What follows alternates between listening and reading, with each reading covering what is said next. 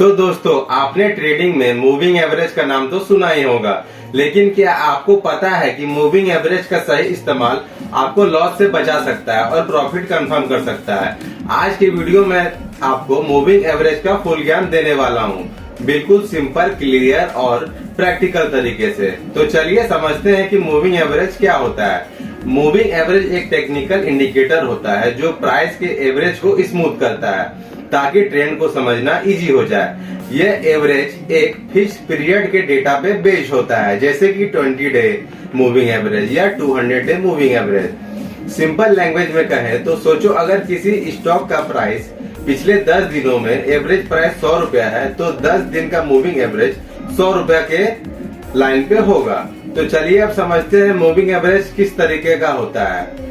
पहला होता है सिंपल मूविंग एवरेज, जिसे शॉर्ट फॉर्म में SMA भी कहा जाता है। सभी प्राइजेस को इक्वल वेट करता है।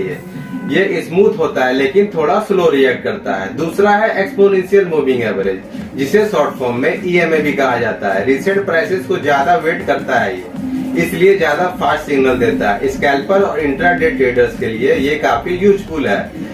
लॉन्ग टर्म के लिए सिंपल मूविंग एवरेज बेटर है, लेकिन शॉर्ट फॉर्म के लिए एक्सपोनेंशियल मूविंग एवरेज बेटर है।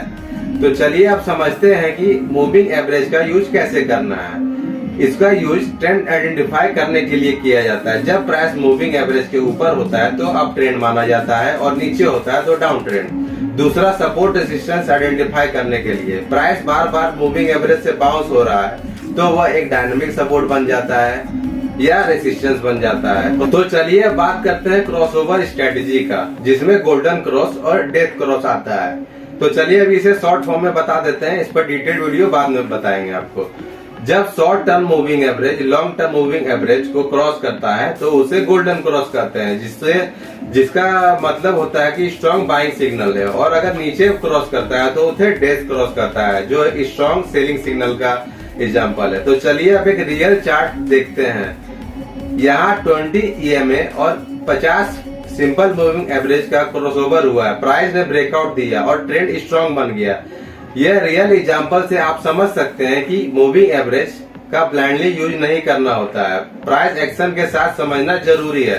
कुछ कॉमन मिस्टेक है जो आपको नहीं करना है, जैसे कि सिंपल मूविंग एवरेज पर ट्रेड नहीं करना है। हर क्रॉसओवर पर ट्रेड लेना गलत है। मूविंग एवरेज का कंफर्मेशन कोई टूल की हेल्प से करना है। प्राइस एक्शन, वॉल्यूम और सपोर्ट रेजिस्टेंस साथ में कॉम्बाइन करना है। तो दोस्तों, अगर आप मूविंग एवरेज का असली ज्ञान सीख चुके हो और अगर आपको वीडियो पसंद आया हो तो वीडियो को लाइक करें, कमेंट करें और कमेंट में मास्टर लिखें, ताकि मुझे आपका फेवरेट सेटअप कौन सा है ये पता चल सके। अगले वीडियो में आपको कवर करने वाला हूँ एक्सपोनेंशियल मूविंग एवरेज और VWAP का डेडली कॉम्बिनेशन। तो चैनल को सब्सक्राइब जरूर करें। बाकी रेगुलर अपडेट्स के लिए हमारा इंस्टाग्राम अकाउंट को फॉलो करें। धन्यवाद।